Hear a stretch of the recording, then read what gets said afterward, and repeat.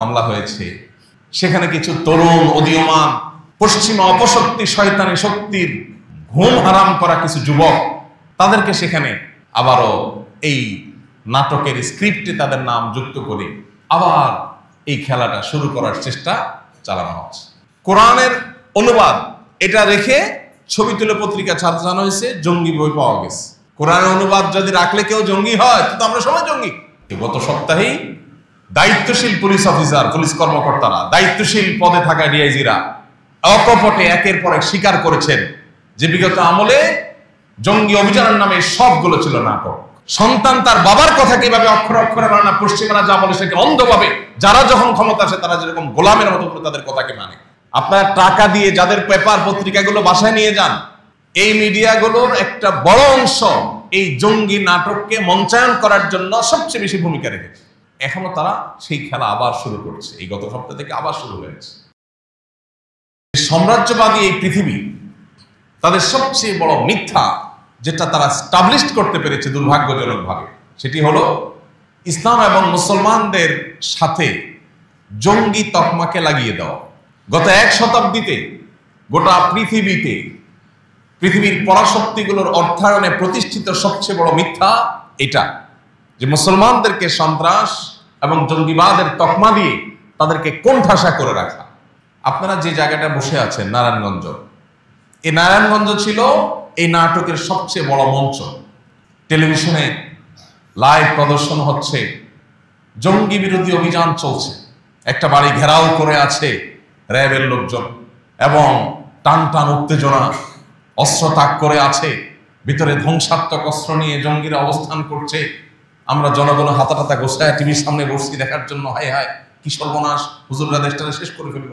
এরপরে ভেতর থেকে বের করে আনা হলো আগে থেকে সাজানো ফাজাইলে আমাল, তারপরে আপনার হেকায়েতে সাহাবা, তারপরে আপনার কোরআনের তর্জমা, এরকম বই পুস্তক সামনে সাজায়া এই যে জেহাদি বই পাওয়া গেছে এবং ককটেল কিছু সাজায়া এরপর একটা ছবি পরের দিন সব পত্রিকা গুরুত্বের সাথে প্রচার হলো। আমাদের সবার চিন্তা শেষ না, হ্যাঁ হ্যাঁ দেশটা শেষ হয়ে গেল। এই তো গত সপ্তাহেই দায়িত্বশীল পুলিশ অফিসার, পুলিশ কর্মকর্তারা, দায়িত্বশীল পদে থাকা ডিআইজিরা অকপটে একের পর এক স্বীকার করেছেন যে বিগত আমলে জঙ্গি অভিযানের নামে সবগুলো ছিল নাটক। অবাক করা বিষয় হলো এই নাটক আবার নতুন করে শুরু হচ্ছে বাংলাদেশে।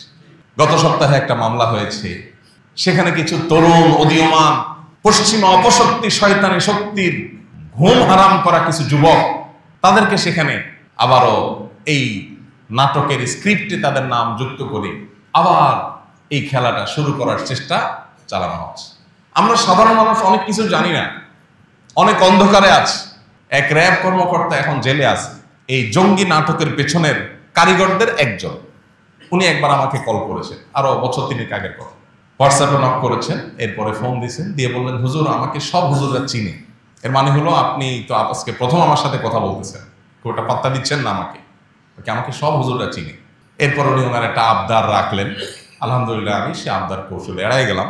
উনি আমাকে একটা ফাঁদ দিয়েছিলেন, যে ফাঁদে আমি যেন পাও দেই, আল্লাহ তাআলা আমাকে রক্ষা করেছেন, আমি কৌশলে সেখান থেকে সরে যাই, আমাকে সে ফাঁদে ফেলতে পারে। আমরা অনেকে জানি না আমাদের ট্যাক্সের টাকায় জঙ্গি দমনের নামে কমপক্ষে 15 থেকে 20টা, মানে 15টার নিচে না, আমি এক্সাক্ট ফিগারটা বলতে পারছি না, 15 থেকে 20টা অথরিটি বাংলাদেশে আছে। আইন শৃঙ্খলা রক্ষাকারী বাহিনীগুলোর এবং বিভিন্ন এজেন্সিগুলোর বিভিন্ন টিম উইং আছে, 15 থেকে 20টা উইং। কিসের জন্য? জঙ্গি দমন করার জন্য। একদিকে আমরা দেখছি আইন শৃঙ্খলা রক্ষাকারী বাহিনীর কর্তৃপক্ষ, এমনকি সরকারের আইন শৃঙ্খলা বিষয়ে সংশ্লিষ্ট মহল দায়িত্বশীল জায়গা থেকে বলা হচ্ছে বাংলাদেশে কোনো জঙ্গি নাই। আমাদের পার্শ্ববর্তী দেশগুলোতে যে পরিমাণ হামলা হয়, সন্ত্রাসী হামলা যেটাকে বলেন আপনারা, এই টাইপের হামলা হয়, মসজিদে হামলা, জানাজাতে হামলা, ধর্মীয় প্রতিষ্ঠানে হামলা, এই এক এক হামলা 50 জন মারা গেছে, 200 জন মারা গেছে। বাংলাদেশে এরকম হামলা কয়বার হয়েছে কি বলেন? যে মসজিদে জুমার নামাজে হামলা হয়ে 200 মানুষ মারা গেছে, শুনছেন কখনো? যে মাদ্রাসাগুলোতে ছাত্রদের নিজের মারামারি, বোমা হামলা, এটা হয়ে 200 ছাত্র নিহত হয়ে গেছে, আহত হয়ে গেছে, শুনছেন কখনো? এইরকম একটা শান্তিপ্রিয় ভূখণ্ড, আলেম সমাজের এরকম দায়িত্বশীল অবস্থান গোটা পৃথিবীতে বিরল, যেটা বাংলাদেশে আছে। সেই দেশে 15 থেকে 20টা উইং রাখা হয়েছে শুধুমাত্র জঙ্গি দমনের নাম করে।